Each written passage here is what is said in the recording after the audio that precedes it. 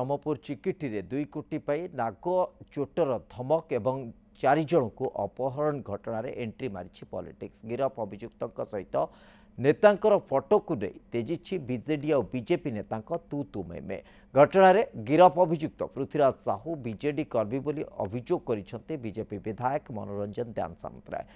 Sebade BJD नेता श्रीरूप देव कहवा कथा जे अभियुक्त जी भी होना कहीं एभली संगीन घटना रे आमे तदंत करुवा पुलिस को समर्थन करिबो। घटनार प्रकृत तदंत करा जाई दोषी को दंड दिया जिबार आवश्यकता रही। घटना रे मुख्य अभियुक्त एपर्यंत धरा पड़ नथिबा बेले राजनीतिक आरोप प्रत्यारोप माहौल को सरगरम करिछि।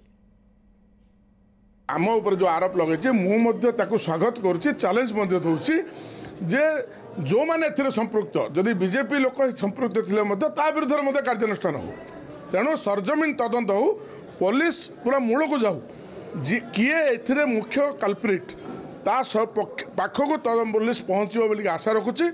राजनैतिक जदि आम बयानबाज कर प्रकृत तथ्य था कि बयानबाज कर सत्य को समस्ते एडमिट करंतु। पृथ्वीराज साहू सी बीजेडी कर्मी मु मानुची आउ पुलिस तदंत करंतु आमे ताको सपोर्ट करू पुलिस को कि जहाँ ताकि ये हम आउ जो नूतन पात्र कथा विधायक कहीं एग्री करना।